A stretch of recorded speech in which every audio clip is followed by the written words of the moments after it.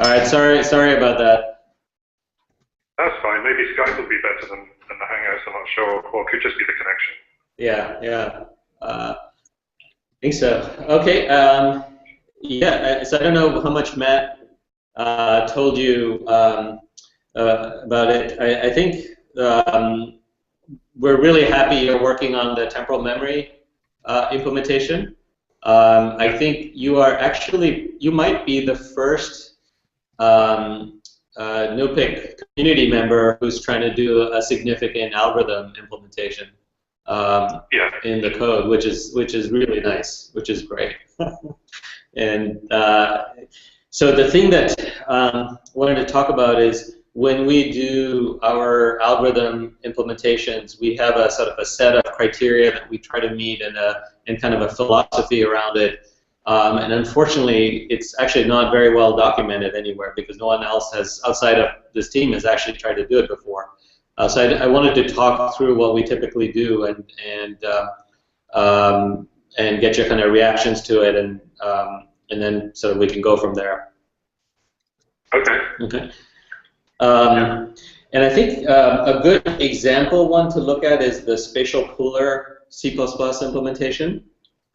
Because we tried to be fairly rigid in the way we did that. And Scott, feel free to jump in on this at any time as well. Let me see if I can. Okay. The spatial pooler one's a good example to look at. So one of the big things we try to do is to have, we typically have parallel implementations of the algorithm. And we do this for a few core pieces, spatial pooler being one, temporal memory being another. I think we have that for the classifier as well. For a few core things, we have parallel implementations in Python and eventually in C++. And we try to keep those two implementations extremely, basically identical. And this helps us debug a lot of things, and it's a little onerous to have two identical implementations, but it's actually been extremely helpful in practice because debugging algorithm code is really hard. No, I totally agree. It's one of the things I found putting this across, keeping it laid out with all the names, the right structure the same, is valuable for cross-comparing the different ones. Yeah. And I tried to be faithful to what was in the Python to start with. Yes, match that. Yes, and I just looked at your PR before pull request before I came here, and I saw that that was actually really nice to see. You were being very careful about that. Yeah, and it's really helped out as well because as soon as you veer off, it can get a bit confusing, and you can't even do side-by-side comparison. And I think, as you say, it's good starting at that point, but then later on, once it's almost complete, needing to adopt more of the standards, as you say, from the spatial pooler C++. Yeah. And one of the things in my experience in debugging algorithm code is often, things will quote-unquote work. It won't crash. It'll give reasonable results. It might even give high accuracy. But actually, there are bugs in there. No, yeah, I agree. Yeah, that's the thing I'm afraid of at the moment. Because what I'm trying to do is get to the point where the last things I've got to do is 3 integration tests and the monitor mixed. Once those are ported, that's the point I'll say, right, let's start comparing with how it's going on. Okay. I'll have the test ready to run. Right. And then I'll be able to see, because I've got the unit test working on the temporal memory itself. But the integration to the other test, there's a performance test, tutorial, and something else. I think there's 3 that I haven't done yet. I'm in the process of doing at the moment. Okay. So the temporal memory unit tests are all working fine, and that's all working fine. But as you say, I need to go back and compare at some point to make sure that algorithmically I haven't done something to introduce something that is working, looks like it's working, but it's a bug. Yeah, so the things... That's why I need to go back and address. Yeah, exactly. So the things we've done with spatial pooler and with some of our other code as well, you'll see, is that we use the same random number generator in both cases, and we lock down the results so that given the same random seed, every step of the way, the two code bases have to give identical results. I agree. One of the things that on that, and I know David Ray's talked about this when he was doing the Java, but one thing I found is there is a difference between the two. You know, you've got numpty random and you've got random in C++, and then you've got different C defaults. So like the spatial pool in C++ uses 42, but other places -1's required. So there was a bit of confusion there which one to use. I copied spatial pooler and started off with that seed. So if you're thinking the seed's wrong, that's how it developed. It was from the spatial pooler code. Okay, yeah, that's good.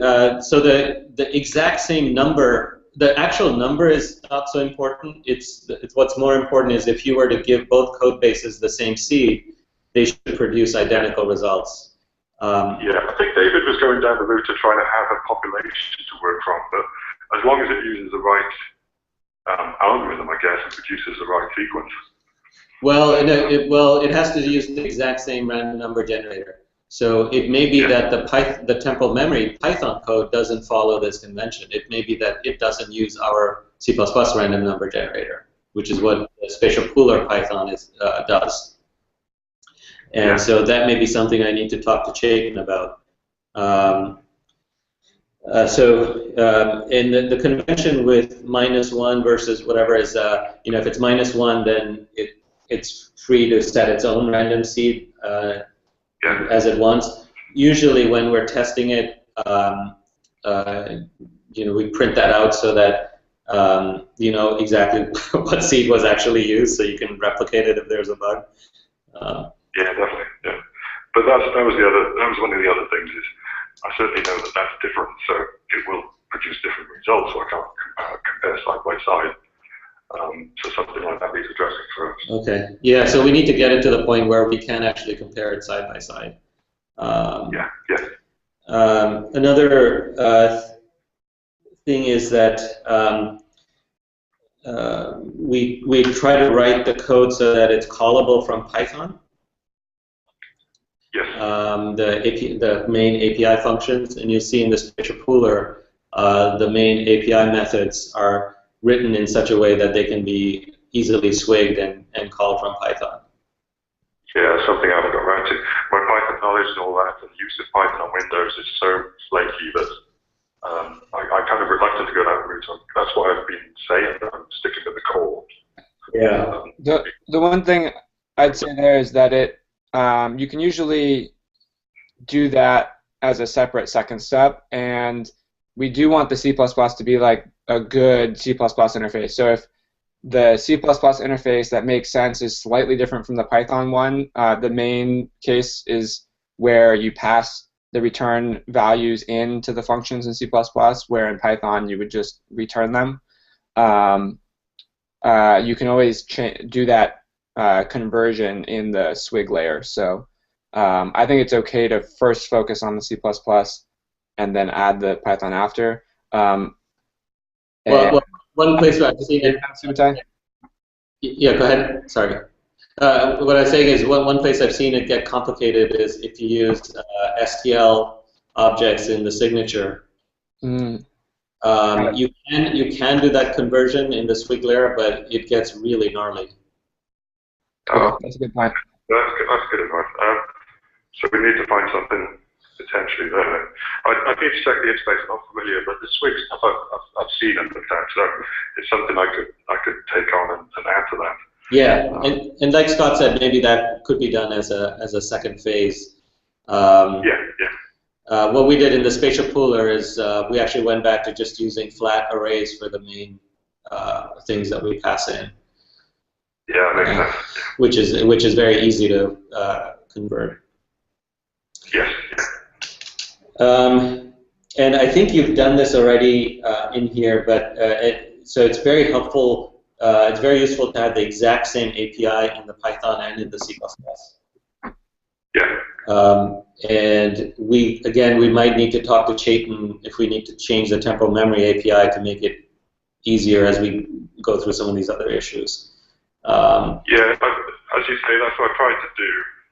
The awkward one with the temporal memory compared to the Windows boards, the temporal memory, the only awkward one was tuples. Yeah. And returning tuples and working out where things should go. But that was the only slowdown that I had. But other than that, it's all been quite fairly straightforward. Okay, so that's something we could change with Chaitin if it's really awkward and not not easy to work with, then we could change that with. Yeah, well, at the moment we don't know any performance, and I don't, in my opinion, I don't think we should be looking at performance yet until everything's more is in place. Right. And then start optimizing and working out how the data flows and where the data flows, how much of it, how it gets split down. All that's more of an optimization task afterwards. Yeah, exactly. I agree, and that's actually another reason why having very simple return objects and passing in very simple objects into the methods will make later optimization much easier. Yeah, definitely. Yeah, because I agree with. I don't think this code right now is well optimized at all. It doesn't need to be. It's all still work in progress. It's all still working on various things. It's not all together yet. Yes. Yeah. And it with some of these classes, it's going to be hard to really optimize because cache performance could be all over the place. Well, it depends where the performance needs to go. If it needs to be in the growth of the segment or something else, it'll be obvious where the bottlenecks are. Yeah. So the one thing I couldn't really work out, and I was trying to ask from Chaitin, is the direction of this, because only recently there's been talk, I think, from yourself about, we wanted to change cells 4 into temporal pooler, but it was like, no, wait, let's just, you were saying join it all together at some point. Yeah, cells 4 is extremely heavily optimized, but it includes the algorithm there is not the clean white paper version. There's additional stuff in there. I'd say there are algorithm hacks, if you will, to when we work with a bunch of companies and their data sets, we made a bunch of changes to make things go faster and with less data, and we introduced a bunch of hacks that what we've done, Chaitin's done a really nice job in the temporal memory is go back to a very clean, simple implementation of sequence learning. Because the only reason I ask is it was one of the first things that struck out. I was trying to do temporal pooling, and it was like, oh, where's the temporal pooling? You've got to cells 4, that's what it's called. It was just a naming thing. It wasn't necessarily algorithms or the implementation. It was just having a naming, trying to find where's the temporal pool. I can't find it. Yeah, exactly. So that was until you're familiar with the fact that it's called cells 4. Yeah, I sympathize. I sympathize with you. There's definitely a lot of naming issues there. But the reason I brought it up was, if it all gets amalgamated, the SBTP and TM, they all get combined in some way. Yeah. Which I think was what was spoken about recently. Yeah. And we've changed our thinking a lot on how these things work, and the naming is definitely complicated. And I mean, at the end of the day, it's just a neuron. So it's just they're hooked up in various ways, but a single neuron eventually is going to be involved in spatial pooling and temporal memory and temporal pooling and all of that stuff. So exactly. Yeah. You don't want to confuse it with too many genetic terms or biological terms. Yeah. So one really nice thing about having identical APIs in both cases. So if the code eventually is callable from Python and it has the same API, then we can actually do what we did in the spatial pooler case, which is to have the exact same test code in Python run both implementations. Yeah, in the switch, the C++ switch. Yeah, so that's it's a very rigid kind of mentality, but at the end of the day, that with complicated algorithms, that's been really helpful. Yeah. As you say, it's worked until this, and it won't change. Change it. That's the way to do it. Yeah. And we did that with cells 4 too, I think, with the TP and TP10X. They both use the TP10X then calls into cells 4, but we use the same test code to test both. Yeah. And the final one, which is really, I think, Scott's been driving, and we haven't done in the spatial pooler yet, is kind of the new serialization methods. Yeah. and that's something I think you, Scott, myself, and maybe Chayton will probably have to figure out what we want to do there with cat and proto. And I did ask Chayton on the pull request. I did ask Chayton, should cat and proto be thrown in to this board, and he was saying no, hold it off for another PR. Okay, so we could do that in a later phase. If that's still the case. Okay, so we could do that in a later phase then. So Subutai, that is integrated with both the Python and C++ spatial pooler, but it's not integrated with the Python temporal memory. Oh, I see. Okay. I agree that we could hold off until a later step for that. The one thing that's useful about it is it really makes you think through what is the important state for the algorithms, which can be useful when you're implementing it to distinguish between the important state that you'll serialize and then the ephemeral, like temporary state that you just have for optimization.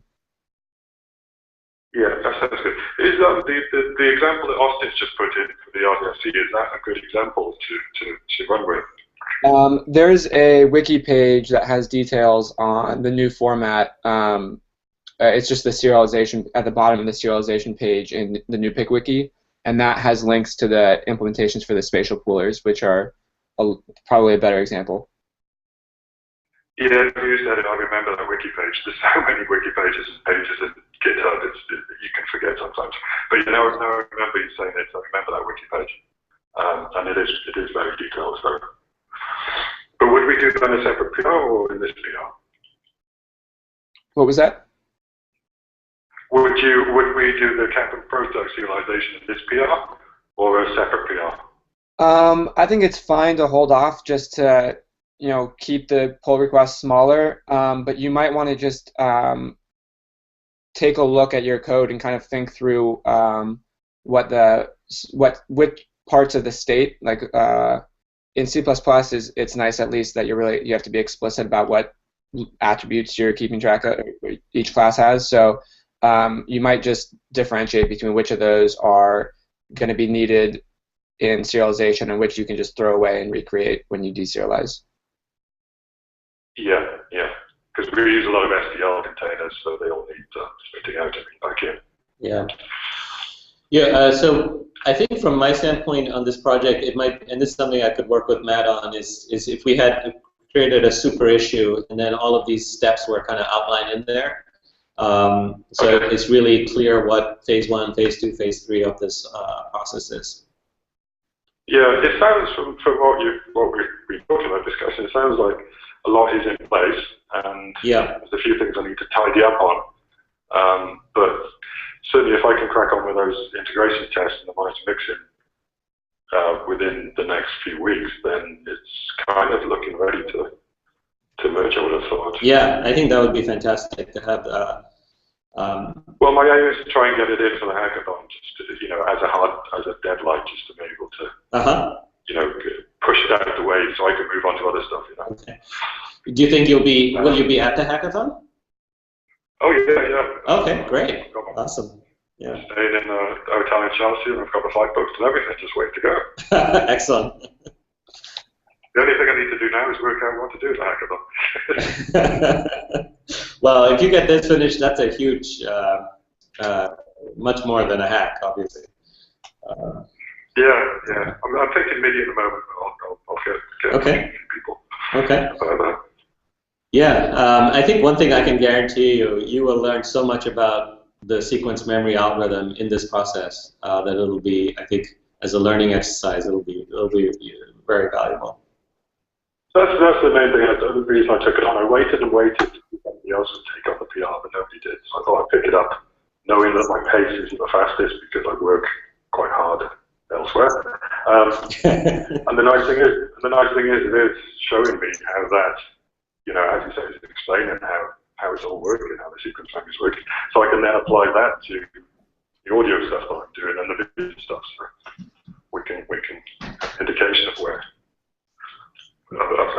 Okay. Yeah, no, it's been good. Okay. Yeah, that's great. Yeah, there's no better way to understand something than to build it. Exactly. Yeah. It's just I wish I had more time. It's busy 9 to 5 job, and then the weekend just chip away at things. Well, I admire your persistence and ability to do this. That's really great. It's something I've always done. You know, it's something I've done since I was a teenager. Looking at radiosity and glow illumination, there's all sorts of things I've looked at over the years. Yeah. It's a hobby. You know, yeah. I research. That's what I do. Okay. Great. Well, that's fantastic. Thank you so much again for doing this, taking this on. Thanks for the opportunity. Yeah. I just hope you're not frustrated by my progress, because I am at the moment. Oh no, I'm frustrated that we haven't been able to get to it yet, and so I'm thrilled that you're taking this on. It's great to see you guys get more and more busy this year. Yeah. That's really encouraging. Yeah. Okay. Well, take care, and I guess I will see you in New York. Yes, definitely. Right. It's not long now. No. Yeah. All right. Nice talking with you, David. Else on PR or Richard? About it, I think. Yep, that's it. I think so. Was that all the items on Matthew's list? Yeah, I think so. He's not here, so I can't ask him, but I will touch base with him later today, and I'll ask him to create a super issue if it doesn't already exist with these various phases that we talked about. Okay, sounds good. And I think this will be really good. Well, I was thinking. Did I link my branch to PR? Well, I'm sorry? LinkedIn. Did I link my branch to PR? I can't remember. Is it actually linked into the PR? I don't know. I can't remember. I'll have a look and see if I've done that yet. Okay. No, I don't. I'm not sure. Yeah, I don't think I have yet. I don't know when you need that. But. Okay, great. Thank you so much. And I think going through this process will also we'll try to document this so that for other people, as they hopefully others will also try to take on algorithm pieces, we can have this as a blueprint. Yeah, I'm more than happy once this is through to start fleshing out the wiki, as I've been doing elsewhere, just to put out thoughts and knowledge on this. Yeah. The more people we can get on to help and port algorithms, the faster we can get to the intelligence. Yeah. Yep. All right. Thank you so much. Okay, thank you. Have a good evening. And you. Thanks, guys. Bye-bye.